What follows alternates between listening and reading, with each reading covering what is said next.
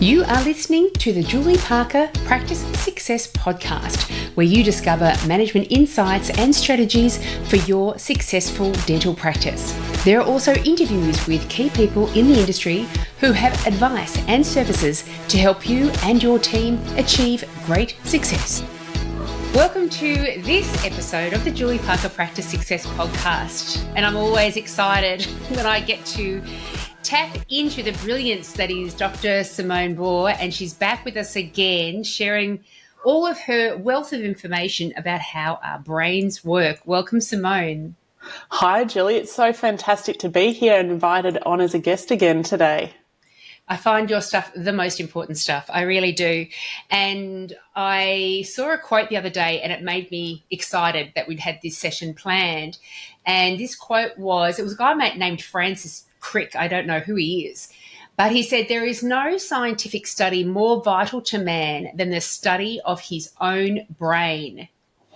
And Simone, you are a neuro-coach. All you do is around the study of the brain and how it becomes our existence of life and what we're able to achieve, isn't it? Oh, 100%. And that is Julie, that is an amazing quote you've just quoted. I'm going to have to take that for my own little toolbox, but it really is. And people who are in such all different types of life circumstances have all arrived there because of what's actually in their own mind. And one of the really interesting quotes or sayings is, if you don't plan for the future, you'll get to the future anyway. So that future being whatever future you haven't even planned for. But if you plan for it, if you know your mind, you'll get there. You'll get to the more optimum future, or whatever you deem as your more optimum future, because you know how to get there through your own mind and through your own planning. Yeah, it has to be intentional, doesn't it? I mean, unless we're happy with whatever the future holds. And there's a level of self-awareness around that, which is quite nice, and acceptance and all. But if we have in our mind any kind of aspirational vision of what our life looks like in the future, then we need to be intentional right now in our planning and achievement of it. Absolutely. Yeah. And one of the stats that I heard the other day, Julie, that just blew me away was 84% of people feel like they do not or have not lived their potential. Whoa. I think I'm one of them as well. I'm sure I'm more brilliant than I am. So the question then becomes, well, who's that? Whose fault, or who's the person that needs to make that happen? And I look at that and I go, well, it's you. So you need to, if you want to so-called live or fulfill your potential, you need to know yourself, your own mind first, in order to understand, well, what could your potential be? Rather than a random survey question or whatever to say, do you feel like you've lived your potential or not? And most people say no. And it's probably the very first time they've ever had a question like that. And so I look at that and I just go, well, step one to understanding that is understanding your mind, understanding who you are, what your values are, what excites you, what doesn't excite you, and then understanding your passions and therefore, a so-called purpose. And I purposely have worded it as a so-called purpose because people go on so many big, long journeys around purpose and think it's like a whole lifelong pursuit. But purpose is nothing more than whatever you yourself find important to you right now. And it's a really nice caching of that. And often what happens is passions drive purpose. So you look to yourself again, what really excites you, what really motivates you. And it's really about, well, look at the passions and then that drives your purpose. And once again, all mindset. All mindset. And your company, A Fresh Approach, it's been going through its own changes and growth as well. I mentioned to you just before when we weren't recording that you got a beautiful new website. The first one was beautiful. Now it's even better.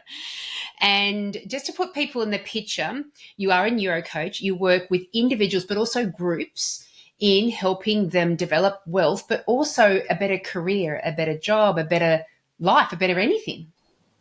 Oh, 100%, 100%. And it's all focused around the one key, which is mindset. So you get the mindset right. And this is over the space of, a few months worth of work with me, starting to peel back the layers of the onion that is the mindset. And so this is really focused around how much you value yourself, how much you allow the other voices in your mind, so to speak. And there are a multitude of different voices in your mind. Allow them the airtime and the attention. And so just for those viewers who are going, voices, I don't know about those voices. It's usually the voices that really put you down. So I have the voice around, oh, you've done it again. Oh, you've fallen into that trap again. Or why do you always overwork so much until your body says that's enough? Or you've done it again, Simone. Why do you do that? And so that voice is a special voice. It's called the inner critic or the judge, depending on whose line of work you follow. And it's about understanding where those, so-called inner critic and voices have come from, to then go, well, I'm not going to get beholden by that. I understand the purpose for why they're here. And now that I understand the purpose for why they're here, what about the other voices that go, you know what, you did really well. You nailed that. That was awesome. And that's like your inner cheerleader or your sage voice, or whoever's line of work you choose to follow. And it's like, well, hang on, what does that look like? And what's the real picture happening here? And most people have those negative voices taking over them day in, day out. But until they actually pull some of that out and go, hang on, that's not all of me. Because often we think that we are the sum of our thoughts, but we're so much more than that. And so it's by pulling some of all this stuff out from the deep work that I work with people in workshops and groups and individual settings, that they're actually able to go, right, here's where I am in life. I now probably finally for the first time understand how I got here and why I got here. And some of it, yes, it is societal conditioning. Some of it is epigenetics. Some of it is the voices in my mind. Some of it is my mind games that have played. I understand now why I've gotten here, but I realise now I have a fork in the road and I can choose what I want to do for the rest of my life. And that what I want to do for the rest of my life is, well, how do I create a life by design? What does a life by design look like? And every person's life by design looks incredibly different. I know I've gone on a roundabout way of answering you there, Julie. But I also recognise it's about giving that whole sum of the context so that people can understand, well, hang on a sec, that life of design by design can be career, can be personal, can be wealth. But it's really around understanding, well, what does so-called success look like to you? Yeah, and I think that's in itself raising one of the first issues that people come up against is if you ask the average person, what's your vision for the future or what's your purpose or do you want your life to look like? Two things come up for me. Number one, I don't know. And number two, I'm afraid to state it out loud because there's a sense of permanency about that. And what if I don't want that next year? And if you don't want it, guess what? You can change it. I can change it. It's not in permanent ink. It's in pencil. 100%. And our whole life is in pencil, and we can change it, change whatever aspects we like. So if you run back a couple of years ago, I was working in a corporate. I was working some really big hours, and I just sat there and went, what do I want my life to look like? And that was actually the first time I'd ever asked myself that. So someone who'd done a lot of mindset work for many, many years had never asked themselves, well, what do I want my life to look like? And I went, well, I certainly don't want to be working the 50 or 60-hour weeks that I am working. Okay, tick. Well, to get really granular, how many hours a week do I want to work? And I went, oh, that's curious. And the hours a week that I came up with was so far from what I was currently doing. I went, I have no idea. Yeah. But we'll just see what happens. And then I went, well, what do I want to do from my health perspective? And I went, well, that was really curious as well, because I went, well, I know that I probably want to be maybe doing some more walking. Okay, let's do this arbitrary 3 times 10,000 steps a week. Once again, all arbitrary. Everything is arbitrary. And I went, okay, let's do that. What else do I want to do from a health perspective? I went, actually, I want to cut down the amount of dairy that I have, because dairy can be quite inflammatory. So I thought, right, and I went straight on to almond milk for my coffees then. Very, very easy, quick decision to make. But this is the power of asking yourself those questions and your mindset to then go, I can make decisions. It's all in pencil. You can change. Now, for example, and it's really easy when you talk about food or some of these real examples to go, well, if I didn't like almond milk, well, I could have changed it to soy, or I could have changed it to oat, or I could have gone straight back to normal cow's milk. Yeah. And it's interesting. I think as you were talking, not just in answer to that question, but the previous one as well, I was kind of forming in my brain. I think there might be 4 types of people that I've observed.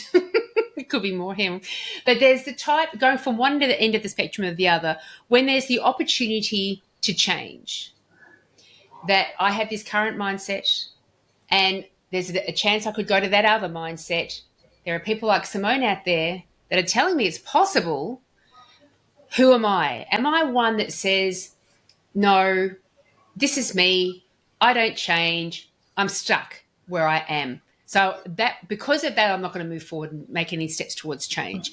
Then there's the next group that say, I understand that change is possible. I'd love to be able to change. I'm not the type, though, to do new things. And I've failed at doing the things I've promised myself in the past so often. I can have the pie in the sky dream, but I know that nothing's going to really happen. So I'll fulfill that prophecy by not taking any action. Then we've got a third category that say, I will change. I've shown I can change in the past and I tackle these sort of things going forward. And so I am absolutely going to change. Watch me go. But then nothing happens because they haven't identified the next step yet. But then there's that fourth category that say, I want the change. I can see how to change. What are my next step? And now I'm going to go forward and do those next step and the next step and the next step and the next step. And you must work with a range of those people. Oh, Julie, I certainly do. And I love the people that are in categories 3 and 4. I can certainly work with the people in category 2. The but is they may not necessarily be ready to make a change or that, but they might be willing to consider it. And that consideration absolutely means that, okay, we can certainly do something about that. They do need a little bit more nurturing. But I also put it out to the listeners and the viewers there as well. What category are you in? 1, 2, 3, 4. And I also put it out to the listeners and viewers there as well. Are you living your full potential? Yes or no? And if you're not, what does your full potential look like? And your full potential will look completely different to mine, which will look completely different to Julie's. And you may not even know what your full potential looks like. But it's about then sitting there going, let's write something down. What could my full potential look like from a health perspective? What could my full potential look like from a relationships perspective? What could my full potential look like from a career perspective? What could my full potential look like if you're a business owner or an entrepreneur or a practice manager? What could my full potential look like for my staff? What could the full potential look like for my clients? Doesn't matter. Or what could the full potential look like for my family or the people around me? And just by asking yourself those questions, you'll start to get some answers. But then really, really simple. What's the next step? Yeah, and recognize that even if you're not the type to provide yourself evidence in the past of taking action with these sort of things, don't let that limit what you think your full potential could be, because you could be blurring it with the person I've always been in the past. So given who I have been in the past, this is what my full potential looks like. But that's what we're not what we're talking about, is it? It's what does your full potential look like if these other things were never any barriers anymore? Absolutely, 100%. And I mean, I've worked with people who have been in the same job for 20 years, who have moved, who've been in the same life circumstances for a very long time and have moved out of those life circumstances. So obviously there's a fair amount of change that happens with that. But like the coffee example, you can make really tiny granular changes like that. And if you think about that from a health perspective, that will expand out on a health perspective if I make that tiny change there. And if I do some regular walking, oh, hang on a sec, I will now go join the gym and I'll do 2 classes a week at the gym. And I'm putting the example back onto me here. But these tiny little decisions are actually some of the largest decisions that you'll make for your life. And you might think, well, they're tiny, tiny decisions. But those tiny, tiny decisions make up really large life changes. So they actually end up being some of your largest life decisions for potentially the health of you now, but the health of you in 5 years, the 10 years, the 20 years as well. Yeah, it's interesting.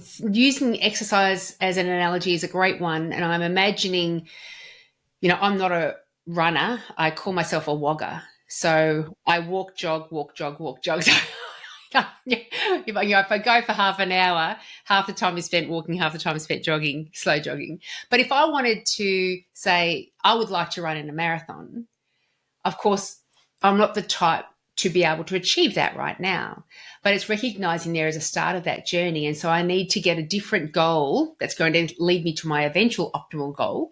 But I need to establish a different goal, because otherwise, you're talking about mindset, and one of the things that prevent us from moving forward is that fear of failure. And if I have the goal of becoming a marathon runner, I know for sure I'm going to fail at that one. But if I adjusted the goal and said, I'm going to jog more than walk by the end of this month, and then by the end of the following month I'm just going to do a slow jog for the whole 20 or 30 minutes, then we're giving ourselves the chance of feeling successful and progress. 100%. But then, you know what, you might be completely happy being a wogger, and that's fine. But you go, you know what, the life that I'm in at the moment, I feel like I need more strength. Okay, what are you going to do about that? So I'm quite happy with my wogging, but I actually feel like I need to do some form of resistance training or Pilates or whatever that strength, whether it's core strength or body strength, whatever that looks like. Or it could be that you go, you know what, I've always wanted to try blah, be it a marathon or be it, yachting around Australia or something like that, some crazy out there idea or goal, and you go, well, what do I need to do to make that happen? And it is like that at the end of the month. Let's do a bit more jogging. Yeah, because I'm imagining the same mindset can be applied to, or the same way of tackling it, kind of same actions you put in place can be applied to, but what if I want to progress further in my career? What if I want to earn more money in my business? Same sort of thing applies. If you said to anybody, most people out there, how much would you like your current $1 million business? How much would you like, dental practice? Well, how much would you like it to earn? And they'd go, let's go 10 million. Because why not? If I'm just choosing a figure out of the air that will really please me, that's a figure out of the air. But just doing that isn't enough, is it? No, not at all. So that I want to move from 1 million dental practice through to a 2 million. Well, okay. Why? What's that going to give you? What will the business look like as a $2 million business? So the makeup of a $2 million business will look very different to a $1 million business. That will be in terms of the infrastructure, and I'll talk about the hard infrastructure in terms of the practice rooms and the instruments through to the actual people. But here's another thing is, what if I want to move from a $1 million business whereby I am hands in all day, every day, to a $2 million and only be working 2 days a week? And people say to me, well, that's impossible. It's not impossible. It then determines what does the business look like to enable that to happen. It may be that you bring in additional chairs and run a rental out of that. It may be that you end up potentially running an educative series on nutrition and health and dental health, and then that is a small $20, $19, $29 investment, and it's like a prevention part. And you can see that the change up of the business strategy is very different depending on what your goal looks like. So $1 million to a $2 million practice isn't going to do anything. But it's about going in and looking at the strategy behind that. So what's the business strategy? What's the marketing strategy? What does it actually look like? But then, throw in I want to be off the tools for a few days to enable me to go on a regular holiday, or to have time with the children, or to pursue this other pursuit. And it all comes back to the why. Why do you want to move from a 1 million to a 2 million? And what does that business strategy actually look like to enable you to do that? And if there's a why in there and a purpose of, I really want to focus on preventative health, well, it could be an educative seminar series, or an educative, 3-week or 4-week course that gets put out. It will look different depending on who you are, your wants, and what your goals are as well in that space. And coming back to that thought, that mindset, it's really what everything comes from. And so if we are, I want to see if I can remember this phrase by Tony Robbins. When I heard it a couple of weeks ago, I repeated it like 15 times in the 1 minute to try to remember what the words were, because I love it. But our most basic driver is our desire to maintain integrity with our own self-belief, with our own self-identity. We have an innate desire to keep matching how we perceive ourselves. Ooh. Isn't that beautiful? And you go, So the mindset's really going to drive all of this, because if I start behaving like the marathon runner, like the $2 million practice guy, if I start behaving in that way, does it come back to that you actually start to put steps in place to sabotage yourself because you are acting with not in accordance with your identity? And so how do we watch out for that? Oh,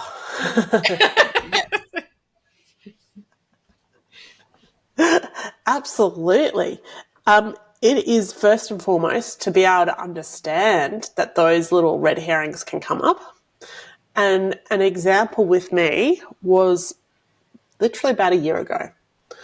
I was doing everything I could, or what I thought I could, in order to expand my business, create opportunities to bring on new clients.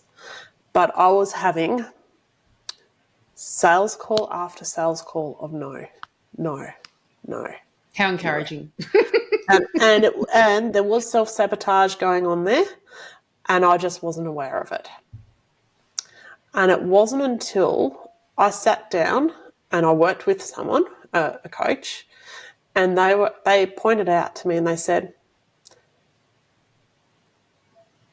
you say you've got this much capacity, but realistically, on a day-to-day basis, how much capacity do you really have? And I needed that question because I realised that my capacity was about here. And I realised at that point that I had self-sabotaged to my capacity limit, and that at that time I was actually at my capacity. And I literally had a 2-month-old at that time. So I was literally at my capacity trying to deal with my personal life, what was going on in my personal life that I couldn't mentally and physically, from a time perspective, take on any additional new clients. And so it didn't matter how many more sales calls I was having and how many more no's. I realized at that point that subconsciously I was sabotaging myself, because although I believed my capacity was right up there, the real one was there, and I was literally at capacity. So I think in answer to your question there, Julie, it is about understanding that if things aren't going right, taking a step back and going, well, what's going on here? What's the real story here? Yeah. And as soon as I realised that what was going on from my own capacity sense, I didn't take a break, but I took a deep breath and I went, okay, we can do this. This is about just being happy with where I'm at in the moment. And as my capacity opens up, so too will the new clients. That's very good. It's like build it and they will come. And I do think this is where adopting the services of a coach is a very helpful step sometimes, because people might be feeling that sense of not failure, but not the success that you're taking action steps to achieve. And you feeling that sense of resentment, resistance, discomfort around that. And so you just keep trying more and new different things. And I think when you're in that mindset of like, I'm not quite sure why this isn't working for me, I don't know why this isn't happening because I'm taking action steps. I think the next step, if you're stuck in that area, is to actually get a coach to be able to ask the right questions and tap into the right areas and get that different perspective, because otherwise it's just that tape series playing in your brain. I don't know why it's not working. I don't know why it's not working. It must be me. I must be useless. 100%. And from a coaching perspective, I have my own coaches, and they ask me these questions that I'd like to think that I'm quite, I do ask myself some good questions, but I don't ask myself the questions that they can ask when they're an external observer. And so that is a fantastic example. But then there are other examples that I've had whereby coaches have said to me, well, what's your identity now? I'm like, ooh, I'll never think of that. Because the coaches come with the tools to enable those questions to be asked, and the environment and the container to ask those questions for you to have those self-realizations, those self-discoveries, and to stop that self-sabotage but also be very aware of it and create that congruency between what the goal you've stated and how to get there. Or the goal that you've stated, realize that that's not actually congruent to you and there's another goal over here. And you will then find that you're more congruent to that in order to be able to achieve that. That's it. You've made me think of a person, the bright, shiny object kind of person that can easily identify a goal, and they know it's all written in pencil. And so next week I've got a different goal. And then a couple of days later I've got a different goal. And they feel that sense of there's just so many things I could achieve, but we're not putting all our focus into one area, so we're not going to be able to achieve that next level of identity and success. What are your thoughts around that? That's exactly where you get the coach in again to actually keep you accountable for that. Because what happens is absolutely the person who keeps chasing the bright, shiny objects is constantly chasing their tail to then go for the next successful strategy and the next and the next and the next. And they possibly haven't let the first strategy fully play out. And they possibly haven't even gone for those successful strategies that are even congruent with them. So each strategy is bespoke and fit for a person. It's not about going, well, that's what that person did in order to grow their practice from a $1 million to a $2 million practice. I'll do the same. That will not fit for you. And it's about identifying the strategies that will be fit for you. That is not the bright, shiny objects. And it is so easy these days to get distracted with the bright, shiny objects with the amount of advertising and ways that companies can, fight for your attention, be it on the phone, be it on the computer, be it on, well, literally anywhere, driving along with the big billboards now. Yeah, that's right. And all you have to do is mention something in a conversation and it pops up in front of you. I was on the phone, on speakerphone with Amina, my buddy, and she mentioned, I can't remember what it was. It was some health coach. She mentioned her name and I was just scrolling through my thread as we were talking, and sure enough, sponsored ad comes up with that person. I said, they're listening to us. And so their intention is to be the loudest voice or the loudest engagement, the loudest noise out there for us. Oh, 100%. And the thing is, would you have noticed that health coach before that your friend said it or not? But it was because you were very aware of it at that time that you were like, oh, there it is. Yeah, she may have appeared there 10 times a day, every day for the past 2 weeks, and I just never noticed. Exactly. And so that is once again on mindset, because you'd had a flag in your mind for the name of that potential coach, of that health coach, that you were like, then your gaze was directed to that. So that's an intriguing thought process to have in terms of identifying and achieving goals that are different to what you've normally set for yourself already. It's about, do you end up creating that environment around you where you've got all these little support mechanisms, or maybe it's the people that you're involving yourself with, that you are always now looking at different things. Like, get yourself out of the environment, whether it's, you're scrolling on Facebook and things too much, whether you're in front of your computer too much, whether all the things that make up our environment. Should we be putting ourselves into a little bit of a different environment so we can more easily change? 100%. So if you think about our so-called successes or our mindsets and where we are in life, that is cultivated by the 5 most closest people around us. So if, for example, and I have a lot of discussions with my clients on this, who are surrounded by, for example, as they've grown up, all of their friends have done the traditional path of university through to a corporate workplace. But it's not just any corporate workplace. It's, one with, thousands of people type of thing. And the client is going, but I want to start a business and I have no idea how. No one I know has ever started a business before. And I'm like, okay, well, who's the 5 closest people that you hang out with and talk to? Well, that's your issue. Yeah. How are you going to find business owners so that you can understand the trials and the tribulations of starting a business, getting it up, making it run, being able to put the systems and the processes in, even what your value proposition is, and then your marketing strategy, your business strategy, and then being able to scale that and all of that. How will you even do that when 5 closest people are literally that? And it's by asking those questions like, oh, okay, I really do need to think of who could I talk to in my network. And it is literally like going, okay, you could talk to that person, or you could talk to that person, or you could talk to that person. What does that look like?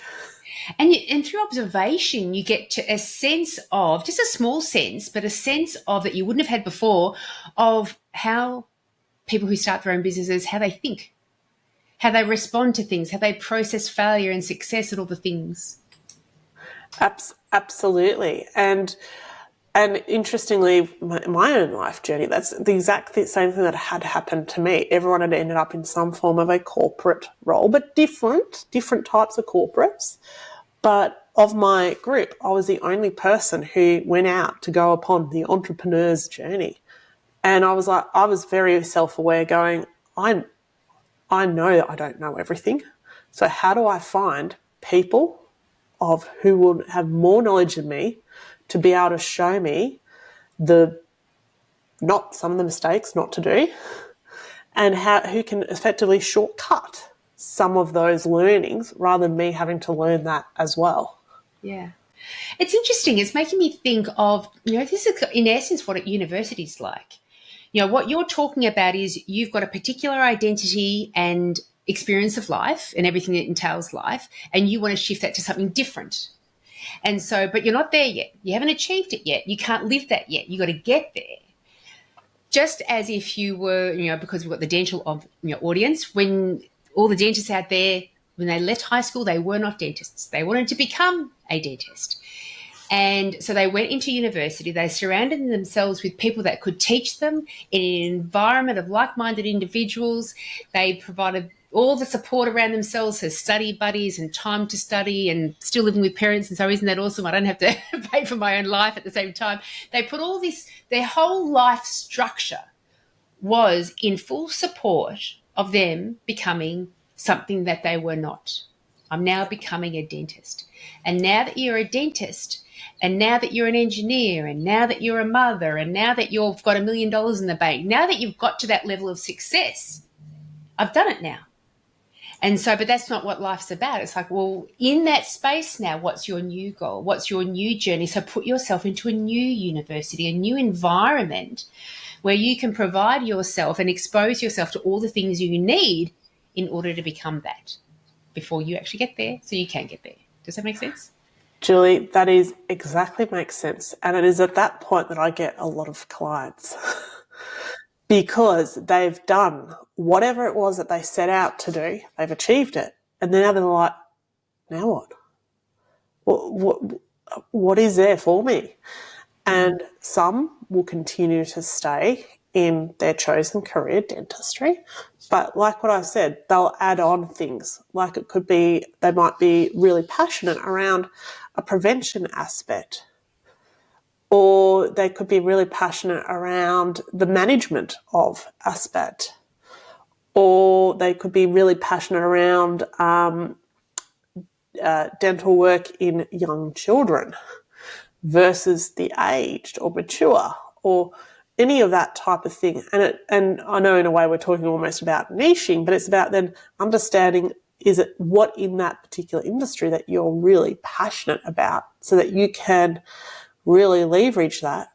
Or now that you're a different person now, because you were a different person when you made that original decision to go along into dentistry. Now that you're a different person, you've experienced it, you've had life experiences both on a professional and a personal level, what could that next evolution look like? Yeah. Yeah. And remove the resistance around the journey of learning it and doing the stuff, taking the actions.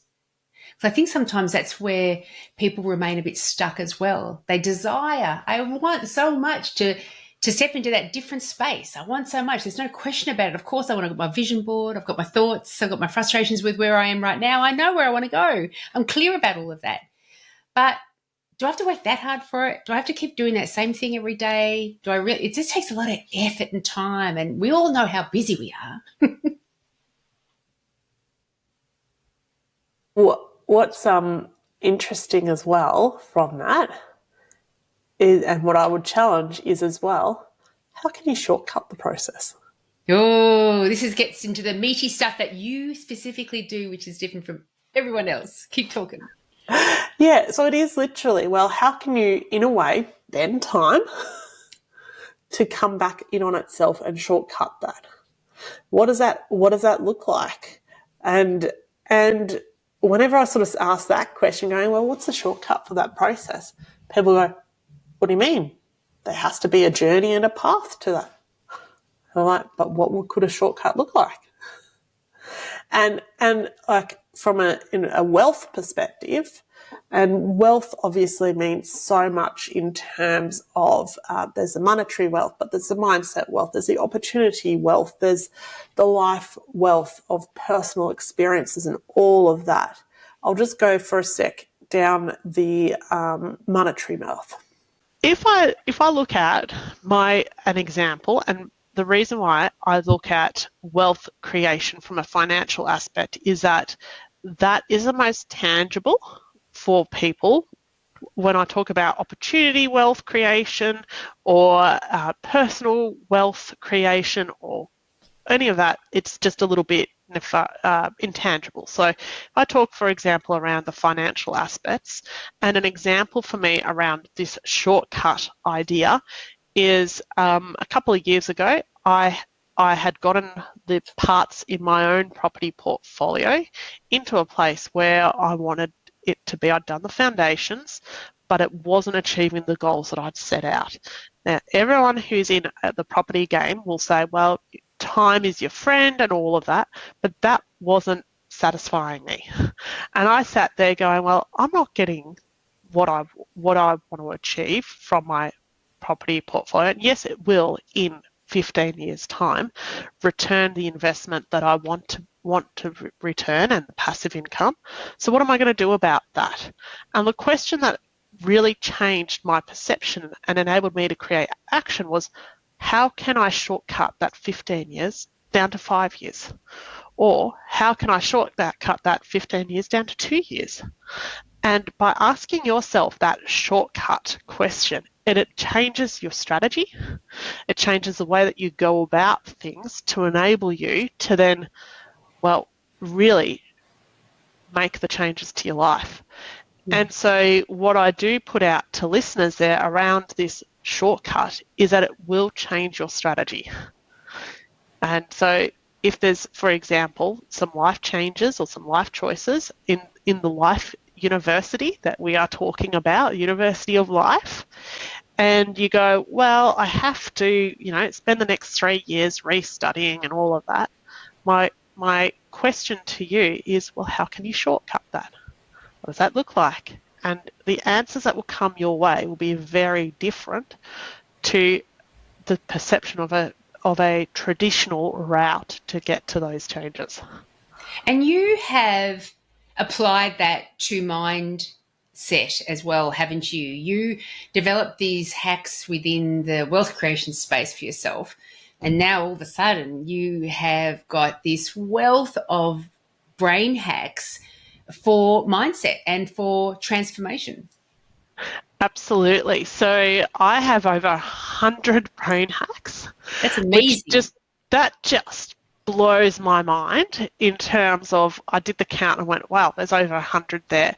And they cover all sorts of things from knowing yourself to finding and aligning your own life path, to creating the future that you choose and desire, through to confidence, productivity, relationships, career, business, wealth, healing yourself and trauma, self-sabotage hacks. So there's over 100 of these brain hacks that will enable people, once with the new insights, to go forward in very different perspectives. That's And in a amazing. shorter time. Shorter time. So it doesn't have to be this lifelong journey of learning that by the time I'm 80, I'll be on top of it all. No, not at all. It enables people to completely change their lives around in such a this is like a shortcut to change their life. So, for example, a chippy who started with me 5 months later had an agency business that they not left carpentry and had an agency business with 4 people that were employed by them. Now, how do you do that in 5 or 6 months? It's just phenomenal, because they've up-leveled their mind. They've used some of the hacks and the shortcuts to enable them to make those changes. People who've ideally thought that they were unemployable, who were obviously employed and had been employed for a long time, make career changes, make industry changes, all within a couple of months. People who have news that have left them for the better part of grieving for a year, get over that grief incredibly quickly. And I'm not talking about the death of a loved one or a loss of a loved one or anything like that. I'm talking about changes to people's futures that they thought that they would have in life past and all that type of thing, to all of a sudden having a whole new world open up to them through these brain hacks. It's extraordinary, because it's the stuff that trouble us that really do hold us back. And, it's not like we're enjoying that space, but it is a way of explaining why we're standing still or going backwards. So maybe we hang on to that reason, or it is a way of avoiding the effort to change and to do something new. But it might be that whole thing of our identity, the way we have our identity set right now, it just doesn't allow us to push beyond that. And so we use that past grieving trauma issue, we allow that to become the excuse of why we are still existing here now, because we don't know how to break through it and get to the next space. 100%. So, as I said, Simone of a couple of years ago, when I sat there just working on one tiny part of my life, which was quite a big part, which was the so-called hours that I work, and how I wanted my work to make me feel, I could not work out what that would look like. I could not work out what that would look like for my new life. And because I was so attached to the identity of who I was, and work is a really large part of our identity. And I heard a podcast the other day, Dr Maya Shankar, who basically said that, who was a violinist, and when she had undergone an injury that ultimately left her in a space that she couldn't be a violinist anymore, she had a really large loss of identity and self. Because effectively, and she termed it beautifully, and as soon as she termed it that way, I went, that is exactly what has happened to me, and what I see going through with my clients and the people that I work with, is that as you grow up, your nervous system grows up around you and that identity that you've formed. And so it is exactly that you might be sitting there going, well, my identity has been this to now, and really, what does that actually mean for my goals moving forward, or what I want to choose about like being moving forward? Just make a small step, a small goal. And it could be something as simple as the coffee example that I gave earlier. Tiny change, but big impacts down the track. And by making that one change, as soon as you make one change, you're on the path to something else. And I think that's important. That path, anyone can get on that path. Exactly. And you just, even if you just put little, baby steps down the path, you're now on the path of change. You're on the path of having a different result now. Yep. Path is written in grey lead. So you can erase that, you can change the path. Yeah, I love it. I love it. Mindset is such an important thing, and calling back to that quote that both of us love, there is no scientific study more vital to man than the study of his own brain. If people are really getting the sense that they might be able to benefit from a conversation with you, Simone, and any of those 100 life hacks, brain hacks, that's just exciting. What's their best next step? Absolutely. Jump on my website, book a call with me, jump on my socials, book a call with me to see what magic, and I do term it magic because I love seeing the magic that the people that I work with undergo, what magic could be created. I love that too. I think it's magic as well. We think it's all the external stuff that needs to be changing in order for us to change, but it actually all starts with us, obviously. So all of your links to everything and contacting you are in the show notes. Simone, thank you so very much. You've delivered to me one of your brain hacks, and it was magnificent, really magnificent. And I've got to say, I love your recording. You've got a lovely voice to like I can listen to. So it was just awesome. So I do encourage people out there to contact you, Simone, and this could be that one little action step that you take that then makes sure that every day from now on, you're on a progressive journey, I don't know, somewhere else, somewhere wonderful. Absolutely. Thank you so much for having me today, Julia. And I wish all the listeners the very best in that one small step as well. Fantastic. Thank you, Simone. It's an absolute joy. If you enjoyed today's podcast, then you should come along and join the club. The club is a whole library of lunch and learns with new lunch and learns being produced all the time that help your dental team gain greater success in your systems, in your team behaviours, in your patient management, in your patient engagement, in their treatment plans. They are usually around half an hour in length, and so team members can sit down, be paid for their lunch break, eat lunch while they're being inspired and delivered all of these insights and strategies that can be implemented so you all achieve greater levels of success. Also, Amina and I, my buddy from Dental Management Expertise, have a company, Dental Business Mastery, together. And our flagship online 1-year course for dental practice managers and dental practice owners to learn how to very successfully manage your dental practice is available. Head over to dentalbusinessmastery.com.au to find out more information, and has information about any other courses that we've got available. Also, make sure you do jump onto my website, julieparkerpracticesuccess.com.au, and you will see a whole load of free information. There are articles, the blog, downloads, templates, a whole load of things that are designed to help you overcome any specific challenge that you've got going on in your practice at the moment. If you have any suggestions of topics or guests that I can have on the podcast, please let me know. Thanks for listening.